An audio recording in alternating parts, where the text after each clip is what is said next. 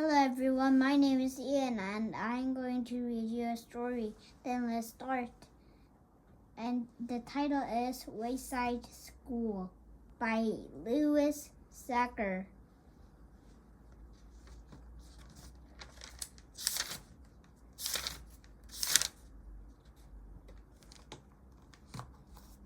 One, Mrs. Gorf.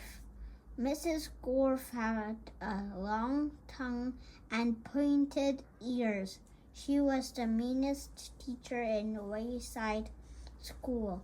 She taught the class on the dirtiest story. If you children are bad, she warned, or if you answer a problem wrong, I'll wiggle my ears, stick out my tongue, and turn you into apples. Mrs. Gorf didn't like children, but she loved apples.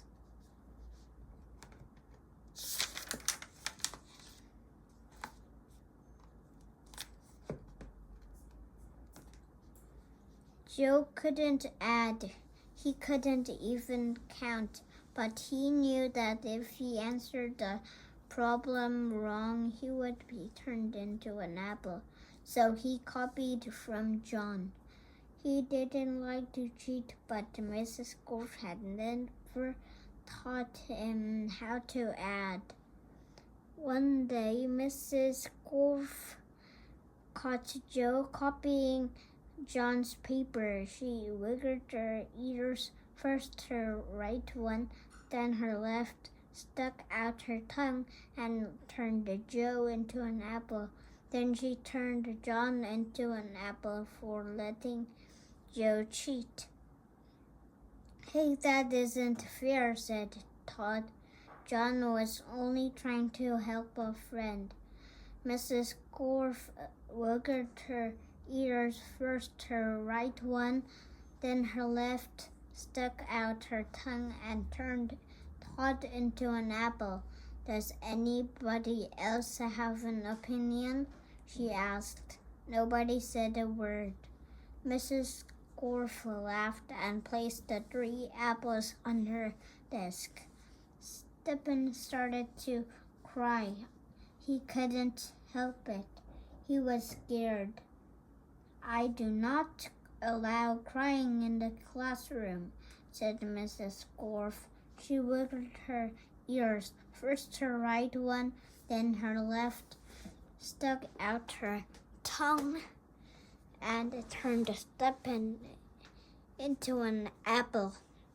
For the rest of the day, the children were absolutely quiet, and when they went home, they were too scared even to talk to their parents.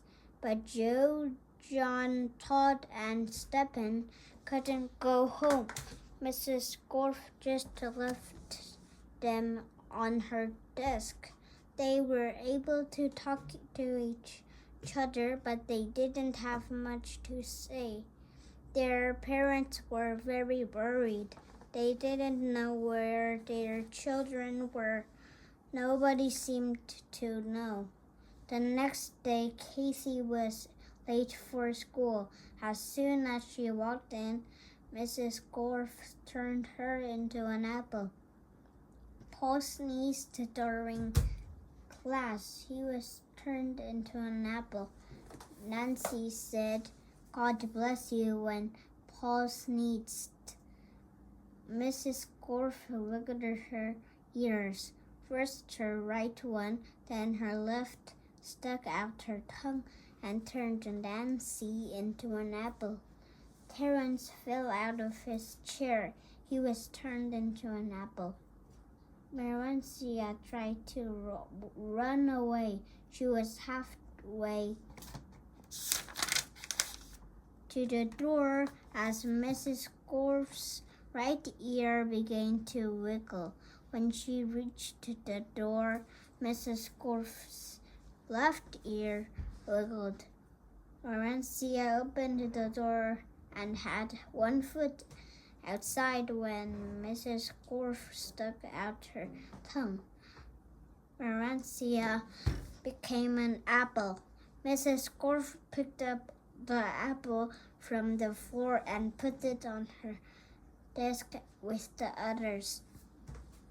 Then a funny thing happened.